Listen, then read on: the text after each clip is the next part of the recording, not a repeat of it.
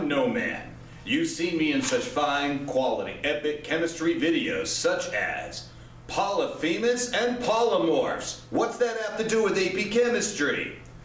And it's not good to have one eye open in the chemistry lab. Part 2. Okay. Chapter 5 review for the test. That everybody has the exact same information.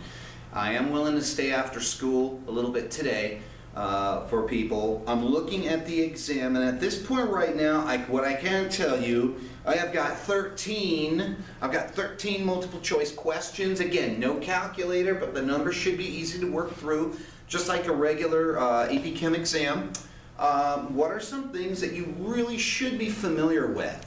Okay, I'm hoping that at this point now you guys know that it is not about memorizing the facts. It is about knowing the facts but being able to apply it. And that's the toughest part for a lot of high school students, is the application. I know I was one of them when I was your age. Okay, it is a process. Okay, but nobody really sat down and said, hey, Mark, you need to do this. Oh, wait, I'm no man. Okay, so what would be very important here? Oh, this is not for you guys. It's for those other poor souls somewhere out there. Okay, so first thing that would be good is understanding about pressure. Okay, you know it's force over area. You know that. Okay, and there's different pressure units, and we can talk about making pressure conversions from one unit to another. That would be always useful to know. Would I give you the information that you need for the test? Yes, I would. Okay, but I would also understand about the ideal gas. Okay, there are some things you need to know about the ideal gas because you need to know what's happening at the standard temperature pressure. Okay, now what is the standard temperature pressure? The standard temperature pressure is 0 Celsius, 1 atmosphere. Those would be your standard temperature pressure conditions. Now, the thing comes down to is, if we look at a gas that is existing at standard temperature pressure conditions, then how many liters, what's going to be the volume of it occupying? What's going to happen there? Well, keep in mind, all right, keep in mind when we look at that, that's going to be about 22.4 liters per mole of gas. Okay, that'd be kind of important. So, for example, if I happen to have a gas that is at standard temperature conditions, it doesn't matter the gas, because we're assuming it's ideal, okay? If you got 4 moles of this gas, then roughly how many liters would we be looking at? Well, if you're saying 4 moles and it's at STP, and you know that it's 22.4 liters to 1 mole, then it would be 4 times 22.4, which is going to be about 91. Hey, I'm doing this off the top of my head, okay, while I'm able to do this with you guys. So that's what you got to take into account. Now, what if it's less than 1 mole? Okay, well, if it's less than 1 mole, okay, you're going to find what that mole, if it's like 0.6 of a mole, then you still multiply it with this to find out how many liters does that take up. Okay. Now, sometimes they may turn around and they may say to you, "Hey, I have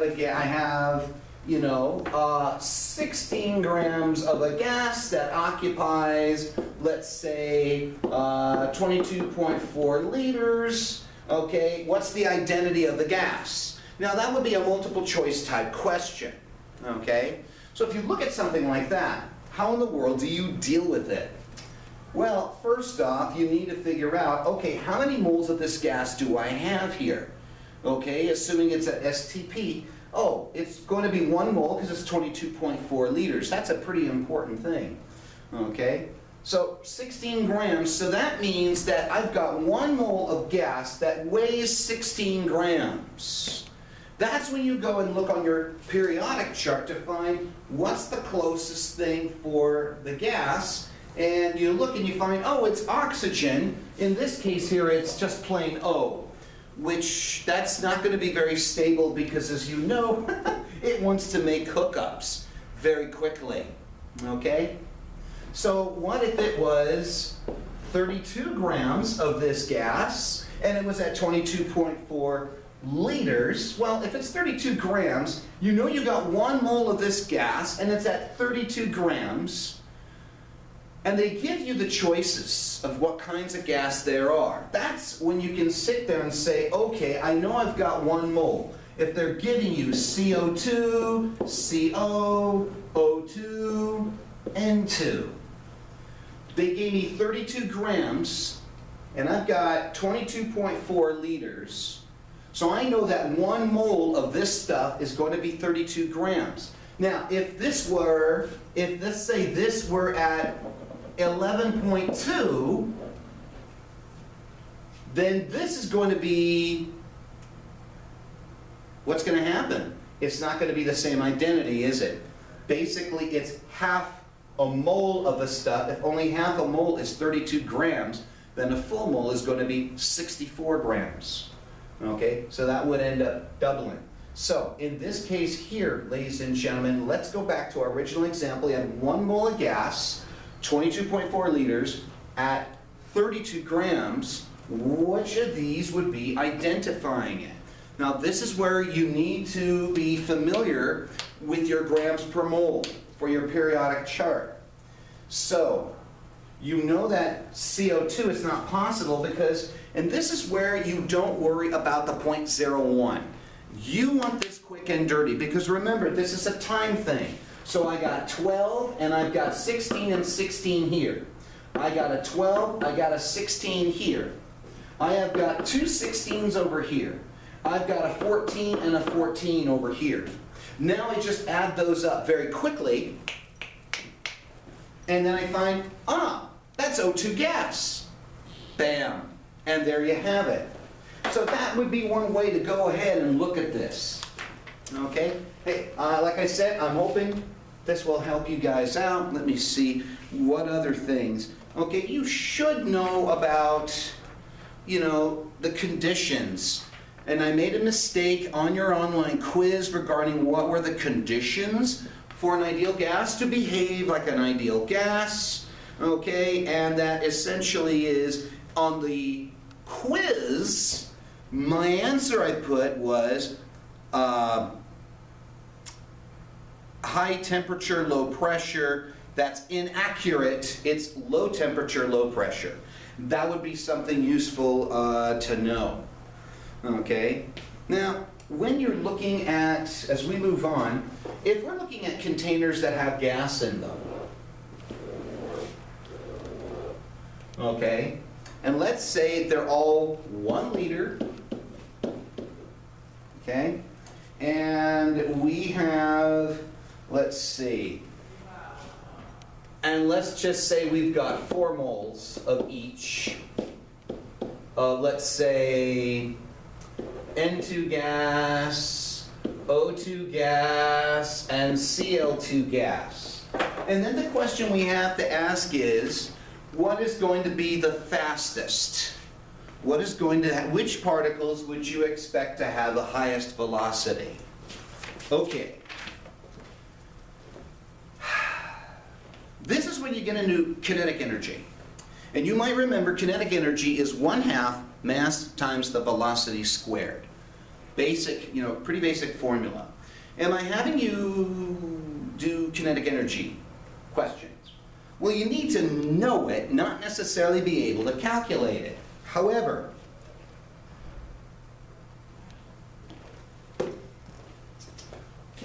in looking at this, which of the particles would you expect to have the fastest velocity in the thing? Okay, and now the question comes down to is, well, wait a minute. if they all happen to have the same kinetic energy, because we're assuming the same temperature here as well. So now we're looking, you know, obviously there's going to be some different pressures here. Okay? The question comes down to is which one? If we're looking at kinetic energy, we got to look at velocity. And one, we have to also look at the mass. So if they all have the same kinetic energy, they have different masses, and because of that, they're going to have different velocities. Here's the thing. If they all have the kinetic energy value of 1, let's just keep it simple, okay? Then what's going to be the velocity of these individual particles, now that we take into account their mass? Now, again, this is something where you're not necessarily calculating a number. You've got to make a choice as to which one would have the fastest velocity. Okay, in here, I'm looking at this. I know it's about 35, so I'm going to say roughly 70 grams. Here it's 32 grams, and here it's going to be 28 grams. Because here it's 16 grams per mole. Here it's 35.45, but notice I just went the quick route because time is of the essence. Here is N2, we got 28 grams, and that's 14, again, 14.01. Don't worry about that 0.01. Look at the 14. So which of these particles would you expect to have the greatest speed, the greatest velocity? Well, straight out, it's going to be this one. Because it is the lowest, it is the lightest in mass of the three, they're going to move faster. That's basically it. Okay, what else do I have for you guys?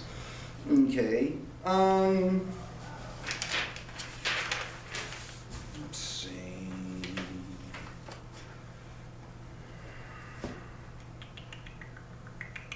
Ideal gas law, fair game. Am I giving you the constant R? Yes.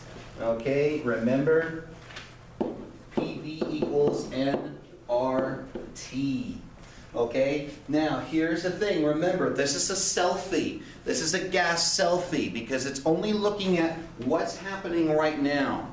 Okay, it's not unlike Boyle's law, Charles' law, Gay-Lussac's law, the combined gas law, which personally, I wouldn't memorize the laws. I just go with PV over T is equal to P2 V2 over T2. That's it. And that just takes care of everything for me. Okay, and remember, you have to change your temperatures to Kelvin. Also, N, the number of moles of the thing that you have, whatever the gas is. The R is the constant. They will give you that constant. I will give you that constant. Okay? I, no man, pledge to give you the R constant. Hard hitting and in your face. Okay, let's move on. Boo-hoo, they're going to wait. Okay?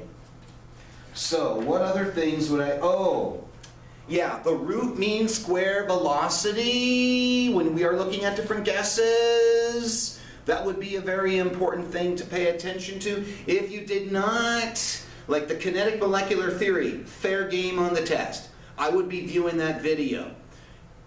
The root mean square velocity. Yes, yes, yes, yes, yes, yes, yes, yes.